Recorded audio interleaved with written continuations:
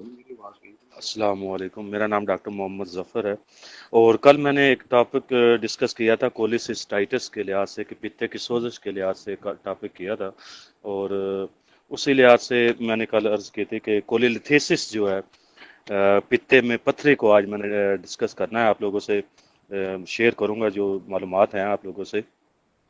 तो आज का टॉपिक मेरा जो है वो कोलिलिथियासिस है, मतलब कि पित्ते में पत्थरी का बन जाना।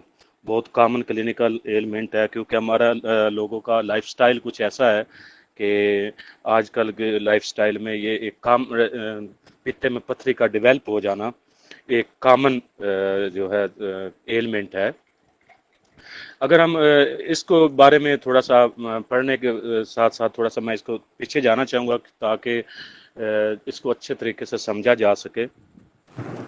गाल ब्लैडर जो है पित्ता जिसको कहा जाता है, उर्दू में पित्ता कहते हैं। तो ये पीयर शेप ऑर्गन है जो कि प्रेजेंट होता है बिहाइंड द लीवर और पेट के राइट हाइपोकॉन्ड्रिक रीजन में। ये बेसिकली एक पाउच का काम करता है जो जिसमें बाइल स्टोर होती है। तो ये एक तरह से स्टोरेज, बाइल की स्टोरेज का एक पाउच है। जैसा कि आपको पता है कि ये बाइल जो है एक ग्रीन येलो कलर का लिक्विड होता है जो कि लीवर से स्क्रीट होता है और इसने स्टोर होना होता है पीते के अंदर और फिर वहां से कॉमन बाइल डक्ट के जरिए इंटेस्टाइन का जो हिस्सा ड्यूडनियम है वहां से जो आगे उसको डाइजेशन में हेल्प देनी होती है इस बाइल ने। ऐसा मेरी आवाज आ रही है ठीक?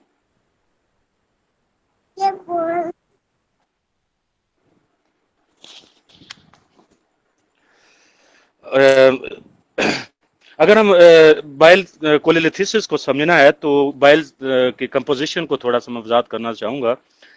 एक दिन में अगर देखा जाए तो ये बाइल जो है 500 ml से 1000 ml तक डेली ये सक्रीट होती है और इसने पहले स्टोर होना होता है ये पित्ते के अंदर। पित्ते से आगे जो है ये आगे कॉमन बाइल डक्ट में इसने जाके डाइजेशन में हिस्सा लेना होता है। इसकी कंपोजिशन देखी जाए तो इसके अंदर वाटर होता है, मिनरल साल्ट होते हैं, म्यूकस होता है, बाइल पिगमेंट होता है जो कि मेनली बिलिरोबन की वजह से होता है और इसके अलावा जो है इसमें कोलेस्ट्रॉल होता है और बाइल साल्ट और कोलेस्ट्रॉल इसकी कंपोजिशन में शामिल होते हैं। कोलिलिथियासिस जो है पित्ते में पत्थरी जो है इसको अगर इसके साथ कुछ और कंडीशन डेवलप होती हैं और उनको बारे में थोड़ा सा मैं वजाहत करना चाहूंगा। पहले अगर तो गाल स्टोन जो है पित्ते में जो पथरी है अगर तो पित्ते की बॉडी के अंदर मौजूद है तो वो कोलिलिथिसिस कहलाती हैं।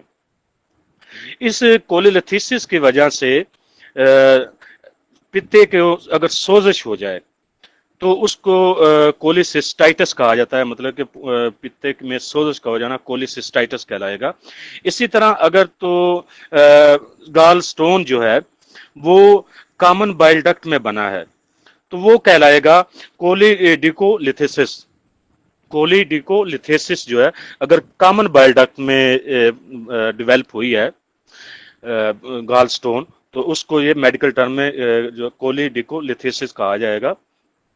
अगर इस गाल स्टोन की वजह से कॉमन बाइल डक्ट की सोजिश हो गई है तो वो कहलाएगी कोलिंजाइटिस। तो ये लोकेशन वाइज जो है तो बाइलरी ट्रैक की सारी एलिमेंट तो लोकेशन वाइज मुख्तलिफ टर्म्स जो है वो यूज होती हैं और उनको डायग्नोसिस भी उस लिहाज से देखा जाता है, डिफरेंशिएट डायग्नोसिस भी किया जाता है इनको। अगर हम कोलिलिथिसिस की काजेस की बात करें, वजूहात की बात करें तो इसमें क्या है कि टू मच कोलेस्ट्रॉल इन बाइल कि आम तौर पे बाइल के अंदर बिलिरोबन और जो कोलेस्ट्रॉल होता है इसका लेवल, अगर कोलेस्ट्रॉल बाइल का लेवल कम हो जाए, कोलेस्ट्रॉल का लेवल ज्यादा हो जाए, क्योंकि आम हालत में बाइल क्या करती है कि कोलेस्ट्रॉल को डिसॉल्व करती है। तो जब कोलेस्ट्रॉल ज्यादा मिकदार में कंपोजिशन में ज्यादा आ जाता है तो बाइल इसको डिसॉल्व नहीं कर पाती। तो ये भी एक वजह बनती है इसके कोलिलिथेसिस की।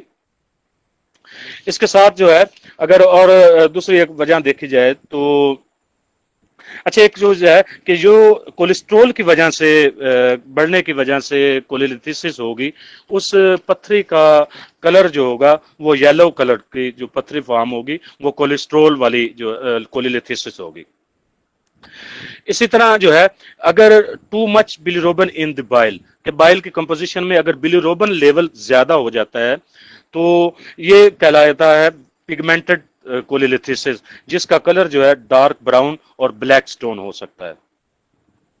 अगर हम इसको फॉर्मेशन कोलिलिथिसिस के फॉर्मेशन के लिहाज से क्लासिफाई करें तो पहले नंबर पे कोलेस्ट्रॉल कोलिलिथिसिस है, जो कि तकरीबन 80% केसेस में मौजूद होते हैं कोलेस्ट्रॉल का जो कोलिलिथिसिस है। नंबर 2 इसकी टाइप्स आता है फॉर्मेशन के लिहाज से पिगमेंटेड कोलिलिथिसिस है, ये 20% लोगों में अगर जो देखने में आती है। तीसरी इसकी एक टाइप होती है मिक्स्ड कोलिलिथिसिस, इसमें कोलेस्ट्रॉल प्लस पिगमेंटेड दोनों तरह के मौजूद होते हैं, तो ये मिक्स्ड कोलिलिथिसिस जो है इसमें मौजूद हो गई इसकी तीसरी टाइप। अगर हम इसके रिस्क फैक्टर्स की बात करें कि वो कौन कौन से अफराद हैं जो इसका रिस्क फैक्टर होता है जिनको कोलिलिथिसिस हो सकता है, तो ओवरवेट पर्सन इसका हाई रिस्क पे होते हैं, ऐसे पर्सन जो हाई फैट डाइट ज्यादा लेते हैं, ओल्ड एज पर्सन, क्योंकि ओल्ड एज पर्सन में जो गॉल ब्लैडर की मोटिलिटी है वो कम हो जाया करती है, तो इसलिए ओल्ड एज पर्सन जो होते हैं वो हाई रिस्क इसमें होते हैं। कुछ लोगों में फैमिली हिस्ट्री के तौर पे चलता है, और अगर किसी पर्सन को अगर लिवर सिरोसिस होना शुरू हो गया है तो उनमें भी ये फॉर्मेशन होना शुरू हो जाती है कोलिलिथिसिस की। अगर हम इसकी पैथोफिजियोलॉजी की तरफ तवज्जो करें तो पैथोफिजियोलॉजी में ये 4 स्टेप में कोलिलिथिसिस जो है वो डेवलप हुआ करती है। अगर पहला स्टेप कौन सा होता है कि कोलेस्ट्रॉल सुपर सैचुरेशन, इसमें क्या होता है कि कोलेस्ट्रॉल का लेवल बाइल में बढ़ जाता है, जिसके जो है जिसकी वजह से जो वहां पे कंसंट्रेशन कोलेस्ट्रॉल की बढ़ना शुरू हो जाती है गॉल ब्लैडर के अंदर। इसका दूसरा स्टेप है कि हाइपोमोटिलिटी ऑफ गॉल ब्लैडर के मोर कंसंट्रेटेड होने की वजह से बाइल वहां पे चूंकि ज्यादा कंसंट्रेटेड होना शुरू हो जाती है तो बाइल जो गॉल ब्लैडर है उसकी मोटिलिटी कम होना शुरू हो जाती है, उसमें वो एम्प्टी नहीं हो पाता, तो ज्यादा कंसंट्रेशन की वजह से उसकी मोटिलिटी जो है बढ़ती है दूसरे स्टेप में। तीसरा स्टेप आता है इसका कोलेस्ट्रॉल न्यूक्लिएशन। इसमें क्या होता है कि जो कोलेस्ट्रॉल ज्यादा बढ़ा हुआ है वो क्रिस्टल फॉर्म में आना शुरू हो जाता है। चौथा इसका स्टेप जो है वो एक्रीशन है। इसमें क्या होता है कि म्यूकस की हाइपर सिक्रीशन साथ होना शुरू हो जाती है, जो ये म्यूकस क्या करती है कि जो गॉल ब्लैडर के अंदर स्टोन्स होते हैं उनको ये कवर करना शुरू कर देती है, और ये एक चौथे स्टेप पे आके मुकम्मल एक स्टोन जो है वो फॉर्मेट हो जाता है, जिसको कहा जाता है कोलिलिथिसिस, के ये पित्ते में पथरी बन गई।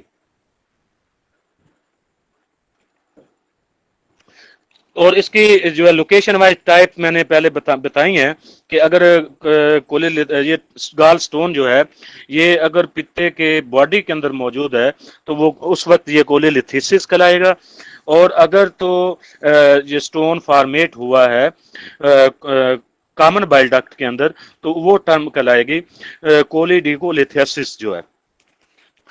अमूमन जो है अगर इसके साइन एंड सिम्टम्स की बात की जाए तो इसके साइन एंड सिम्टम में है कि pain in the right hypochondriac region mostly after intake fatty foods for some hours, जो है कि राइट हाइपोकॉन्ड्रिक रीजन में एक तो पेन होगा, ये पेन अमूमन रेडिएट करता है पीछे की तरफ स्कैपुला की तरफ, और पूरा शोल्डर ब्लेड जो है इसका वो भी साथ इसके इन्वॉल्व होता है पेन। और ये पेन अमूमन उस वक्त शुरू होता है कि जब इंसान फैटी फूड ज्यादा इंटेक करता है या जिसको कोलिलिथिसिस है, जब भी वो फैटी फूड्स लेगा उसको ये पेन जो है वो शुरू हो जाएगी। क्योंकि मिल्क के अंदर भी फैटी फैट्स बहुत ज्यादा होती हैं, तो ये भी इसकी साइन है कि जब भी वो दूध पिएगा उसको दर्द होगा, तो वो जो है बाइली ट्रैक या कोलिलिथिसिस की तरफ आ सकते हैं, कोलिसिस्टाइटिस की तरफ आ सकते हैं। इस बंदे को नौजिया हो सकता है, वॉमिटिंग हो सकती है। इसी तरह dark urine due to bile obstruction, clay coloured stool due to lack of bile, कि उसका यूरिन जो है वो भी इसको डार्क आएगा क्योंकि वहां पे बाइल फ्लो नहीं हो रही उसमें, जिस वजह से ऑब्स्ट्रक्शन की वजह से उसको कलर जो है उसका बिल्कुल डार्क आएगा। और इसी तरह जो है स्टूल उसका बिल्कुल क्ले कलर का आएगा। एक साथ उसको बर्पिंग की कैफियत होगी। बर्पिंग कैफियत कहलाती है कि गैस एक्सपेल होना थ्रू माउथ, उसको बर्पिंग कैफियत आएगी। डायरिया आ सकता है, उसको डायरिया हो सकता है। और इनडाइजेशन की अलामात मौजूद होगी, जिसमें जिसको बदहजमी आमतौर पे कहा जाता है।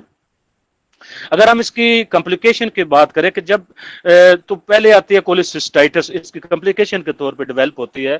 कल भी मैंने बात की थी कि 90% केसेस में कोलिसिस्टाइटिस उस बंदे को हुआ करता है कि जिसको कोलिलिथिसिस होता है। तो ये क्या होता है कि वो चूंकि बॉडी के अंदर वहां पे स्टोन्स मौजूद होते हैं, मोटिलिटी कम हो चुकी होती है, तो उसकी दीवारों के ऊपर जो है नेक्रोसिस होना शुरू हो जाता है, बाज़ परफोरेशन भी हो जाया करती है। तो पहला स्टेप जो है वो कोलिसिस्टाइटिस है। उसके बाद जॉन्डिस आ सकता है, कोलिंजाइटिस हो जाया करती है। पहले मैंने वजाहत कर दिया है कि कोलिंजाइटिस क्या है, कि इन्फ्लेमेशन ऑफ द इसमें जो बाइल डक्ट जो है उसको कोलिंजाइटिस कहा जाता है। बाज का जो है जब नेक्रोसिस होना शुरू हो जाता है तो उसमें सेप्सिस की कैफियत होना शुरू हो जाएगी। पैंक्रियाटाइटिस इसके साथ हो सकता है, लुबलेबे की सोजिश हो सकती है। और अगर इसको ट्रीटमेंट ना किया जाए, बर वक्त इसको रिमूव ना किया जाए, तो गॉल ब्लैडर कैंसर वगैरह की कैफियत भी डेवलप हो जाया करती है। इसको डायग्नोज अगर करना हो तो प्रॉपर जो है ये जब साइन एंड सिम्टम्स को मद्देनजर रखते हुए पेशेंट की हिस्ट्री ली जाती है, उसका लाइफस्टाइल कैसा रहा है, उसके डाइट किस तरह की रही है, और ये सारी उसके पेशेंट हिस्ट्री लेंगे, फिजिकल एग्जामिन करेंगे। क्योंकि अगर तो कोलिसिस्टाइटिस हुई है उसको टेंडरनेस होगी, कहाँ पे, राइट हाइपोकॉन्ड्रिक रीजन पे उसको जो है टेंडरनेस हो सकती है, या एपिगेस्ट्रिक रीजन के ऊपर उसको टेंडरनेस हो सकती है। आप छुएंगे तो उसको दर्द होगा। अल्ट्रासाउंड आप करवा सकते हैं, इसके लिए सिटी स्कैन करवा सकते हैं। ब्लड टेस्ट अगर इसका करवाएंगे तो उसमें बिलिरुबिन लेवल इंक्रीज होगा। और अगर जो है कोलिसिस्टाइटिस हो गया तो लिकोसाइटोसिस आपको बढ़े हुए मिलेंगे। इसकी मैनेजमेंट को अगर बात की जाए तो मैनेजमेंट में दो प्रोसीजर है। एक नॉन सर्जिकल है जिसमें अमूमन लोग एनाल्जेसिक दे दिया करते हैं और इन्फेक्शन से बचाव के लिए एंटीबायोटिक्स दे दिया करते हैं। ये कोई परमानेंट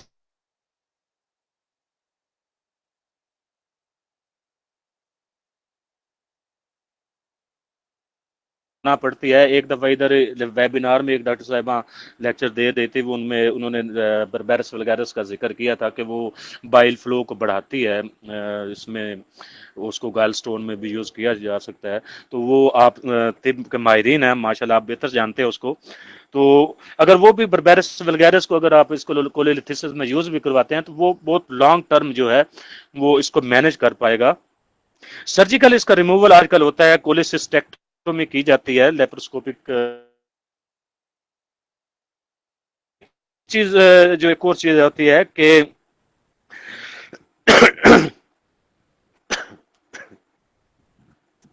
एक लिथोट्रिप्टर मशीन है जिसमें स्मॉल इंसिजन किए जाते हैं, और कैमरा डाल के उसको मखसूस इंस्ट्रूमेंट के जरिए जहाँ पे ऑब्स्ट्रक्शन होती है या गॉल ब्लैडर को निकालना होता है उसको वो रिमूव कर देते हैं, और स्मॉल इंसिजर स्मॉल कट लगाए जाते हैं। बहुत बेनिफिशियल है कोलिसिस्टेक्टोमी में। अमूमन जो है इसको अगर फौरी हाल चाहना आप करना चाहते हैं तो वो सर्जिकल रिमूवल इसका वो ही होता है। बाकी आप अपने माहिरीन हैं, आप अपने अपने फील्ड के, तो आप बेहतर जानते हैं कि आप एक गॉल स्टोन को कैसे मैनेज कर सकते हैं।